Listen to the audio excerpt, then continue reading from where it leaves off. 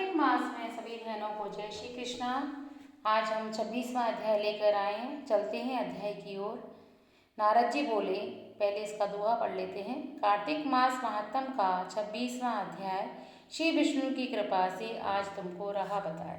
आपने पहले अध्याय में सुना उनके पार्षद आए थे विष्णु भगवान के, तो उनका वार्तालाप चल रहा है।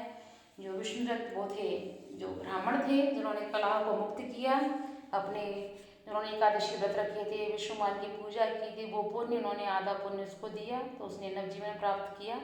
उसके बाद की कथा नारद जी बता रहे हैं, सुनिए।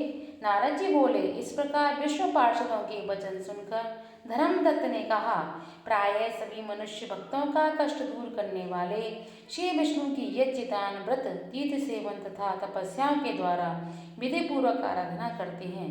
उन समस्त साधनों में कौन सा ऐसा साधन है जो भगवान विष्णु को प्रसन्नता को बढ़ाने वाला तथा उनके सामीप्य की प्राप्ति कराने वाला है। ये दोनों पार्षद थे, उनसे प्रश्न किया विष्णुदत्त ने। ठीक है, आगे कथा आती है, बताते हैं दोनों पार्षद अपने पूर्व जन्म की कथा कहने लगे। हे दुर्श्रेष्ठ, आपका प्रश्न बड़ा श्रेष्ठ है। आज हम आपको भगवान विष्णु को शीघ्र प्रसन्न करने का उपाय बताते हैं। हम इतिहास सहित प्राचीन वृतांत सुनाते हैं, सावधानी पूर्वक सुनो।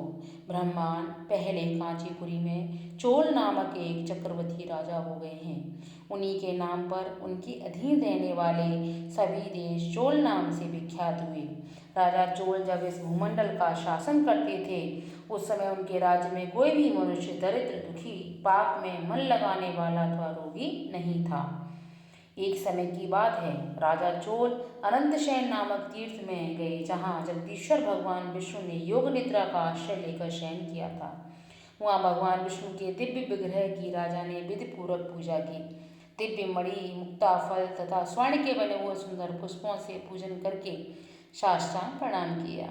प्रणाम करके ज्यों ही बैठे, उसी समय उनकी दृष्टि भगवान के पास आते हुए एक ब्राह्मण पर पड़ी, जो उन्हीं की कांची नगरी के निवासी थे। उनका नाम विष्णुदास था। उन्होंने भगवान की पूजा के लिए अपने हाथ में तुलसी दल और जल ले रखा था। निकट आने पर उन ब्राह्मण ने विष्णु सूक्त का पाठ करते हुए देवादिदेव भगवान को स्नान कराया और तुलसी की मंजरी तथा पत्तों से उनकी विधिवत पूजा की। राजा चोल ने जो पहले रत्नों से भगवान की पूजा की थी, वह सब तुलसी पूजा से ढक गई। यह देखकर राजा कुपित होकर बोले, हे विष्णुदास, मैंने मणियों तथा स्वर्ण से भगवान की जो पूजा की थी, वह कितनी शोभा पा रही थी। तुमने तुलसी दल चढ़ाकर उसे ढक दिया। बताओ ऐसा क्यों किया? मुझे तो ऐसा जान पड़ता है कि तुम दरिद्र और गंवार हो, भगवान विष्णु की भक्ति को बिल्कुल नहीं जानते। राजा की यह बात सुनकर दुष्श्रेष्ठ विष्णुदास ने कहा, राजन, आपको भक्ति का कुछ भी पता नहीं है। केवल राजलक्ष्मी के कारण आप घमंड कर रहे हैं। बतलाइए तो, आज से पहले आपने कितने वैष्णव व्रतों का पालन किया है? तब नृपश्रेष्ठ चोल ने हंसते हुए कहा, तुम तो दरिद्र और निर्धन हो, तुम्हारी भगवान विष्णु में भक्ति ही कितनी है। तुमने भगवान विष्णु को संतुष्ट करने वाला कोई भी यज्ञ और दान आदि नहीं किया और न पहले कभी कोई देव मंदिर ही बनवाया है। इतने पर भी तुम्हें अपनी भक्ति का इतना गर्व है। अच्छा, तो ये सभी ब्राह्मण मेरी बात सुन लें। जो ब्राह्मण वहाँ बैठे थे, उनको संबोधित करते हुए राजा ने कहा, अच्छा, तो ये सभी ब्राह्मण मेरी बात सुन लें। भगवान विष्णु के दर्शन पहले मैं करता हूँ या यह ब्राह्मण। इस बात को आप सब लोग देखें, फिर हम दोनों में से किसकी भक्ति कैसी है, यह सब लोग स्वतः ही जान लेंगे। ऐसा कहकर राजा अपने राजभवन को चले गए। वहाँ उन्होंने वैष्णव को आचार्य बनाकर वैष्णव यज्ञ प्रारंभ किया। उधर सदैव भगवान विष्णु को प्रसन्न करने वाले शास्त्रोक्त नियमों में तत्पर विष्णुदास भी व्रत का पालन करते हुए वहीं भगवान विष्णु के मंदिर में टिक गए।